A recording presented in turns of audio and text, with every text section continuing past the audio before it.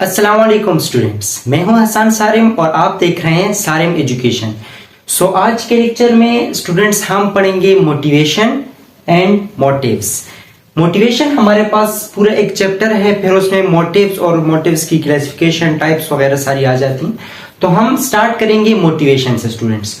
तो सबसे पहले हमें ये जानना होगा, हमें ये समझना होगा कि बेसिकली मोटिवेशन कहते किसे हैं। ठीक है स्टूडेंट्स, तो यहां पर मोटिवेशन की तो बहुत सी डिफिनेशंस बन सकती हैं और बहुत सी डिफिनेशन मुख्तलिफ किताबों में मुख्तलिफ डिफिनेशंस लिखी होती हैं, मगर यहां पर मैंने दो डिफिनेशन बहुत सिंपल वर्डिंग में लिखी हुई है। उम्मीद करता हूं आपको बहुत आसानी से समझ आएगी।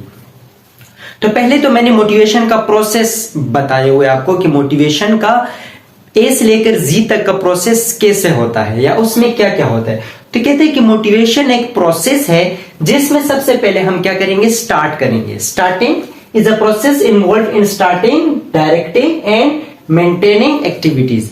तो कहता है कि एक ऐसा प्रोसेस कि हमें एक गोल, अब फॉर एग्जांपल हमें, अच्छा चलें पहले ये सेकंड वाली हम इसकी डिफिनेशन देख लेते हैं, उसके बाद जब गोल की बात आ जाएगी फिर आपको फर्स्ट वाला प्रोसेस उसका समझ आ जाएगा।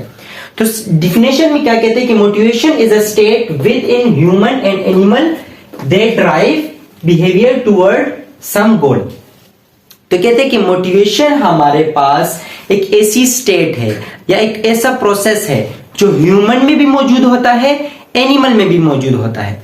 अब वो काम क्या करता है, कहता है कि जो किसी गोल की तरफ उसे लेकर जाता है। ठीक है, अब फॉर एग्जांपल एक स्टूडेंट को बनना है डॉक्टर, तो वो डॉक्टर बनने के लिए ज्यादा से ज्यादा स्टडी करेगा, मेहनत करेगा, हार्ड वर्क करेगा, तो जाकर वो एक डॉक्टर बनेगा। तो ये पूरा प्रोसेस हमारे पास मोटिवेशन हो जाता है कि वो अपने गोल की तरफ वो उसे लेकर जा रही है, तो वो हमारे पास मोटिवेशन हो जाती है।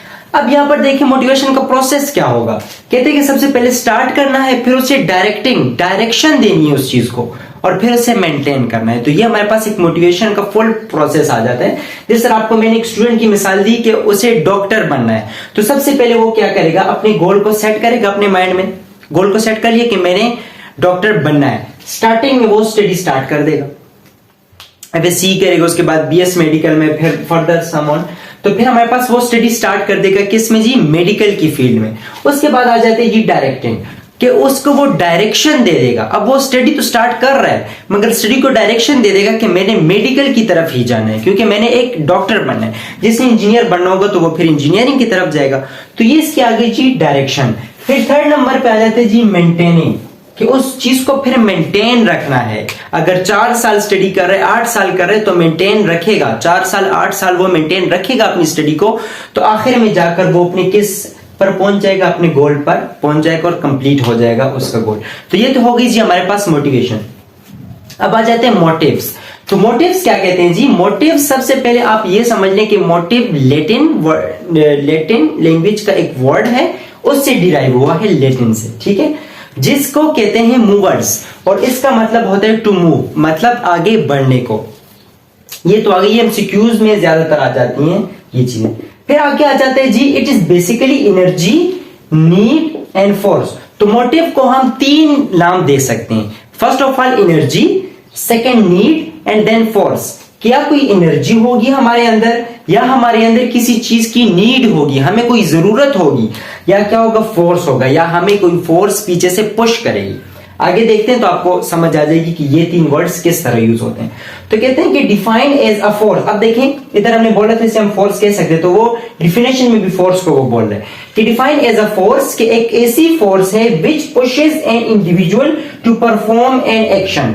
कि हमारे पास मोटिव जो है एक ऐसी फोर्स है जो कि इंडिविजुअल को, एक ह्यूमन को या एक एनिमल को पुश करती है आगे की तरफ कि वो अपना गोल को कंप्लीट कर ले। For completion a goal the force pushes an individual.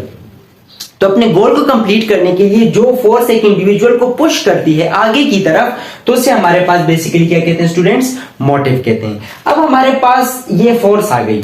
ठीक है, हमने स्टूडेंट ने इंजीनियर बनना है, डॉक्टर बनना है, तो वो उसकी क्या है, जरूरत है।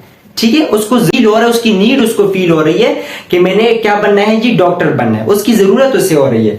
तो फिर वो जो फोर्स, जो चीज उसे फोर्स करेगी उसका गोल को कंप्लीट करने के लिए, जो चीज उसे फोर्स करेगी, तो वो हमारे पास क्या कहलाएगी जी, मोटिव कहलाएगी।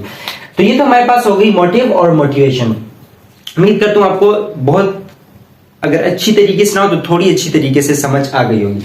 फिर हमारे पास कहते हैं कि जी टाइप्स ऑफ मोटिव्स। तो हमारे पास मोटिव्स बेसिकली 2 टाइप्स के होते हैं। अच्छा, मोटिव्स को हम ड्राइव्स के नाम भी दे सकते हैं, ठीक है जी। अच्छा, अब हमारे पास कहते हैं कि 2 टाइप्स ऑफ मोटिव्स। मोटिव्स के हमारे पास बेसिकली 2 टाइप्स हैं। फर्स्ट ऑफ ऑल है प्राइमरी मोटिव एंड सेकेंड है सेकेंडरी मोटिव। तो प्राइमरी मोटिव को हम बायोलॉजिकल मोटिव भी कह सकते हैं,